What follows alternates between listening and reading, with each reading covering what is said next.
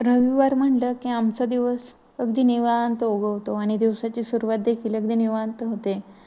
आणि ही चिमुकली माझी दोन पप्पाला बिलगून बसलेले असतात. पप्पा आज कामावर जाणार नाहीत, पप्पांची सुट्टी आहे, यामुळे हे काही पप्पांना सोडत नाही.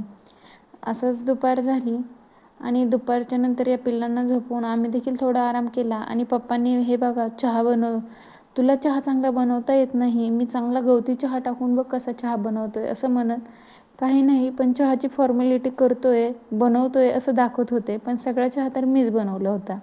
त्यानंतर आम्ही चहा घेतला आणि मुलांना कुठेतरी बाहेर घेऊन जावं, कारण दररोज घरात बसून बसून ते देखील बोर होतात, म्हणून आम्ही गेलो होतो जवळच असणाऱ्या महादेव मंदिरामध्ये शिवशंभूंचं दर्शन घेऊन विवांश आणि देवांश बघा कसे मनसोक्त खेळत होते. तिथं मात्र त्यांनी भावाभावांचं एकमेकावर किती प्रेम आहे हे दाखवलं. जेव्हा दोघांमध्ये तिसरा येतो तेव्हा हे मात्र बघा कसे तुटून पडतात.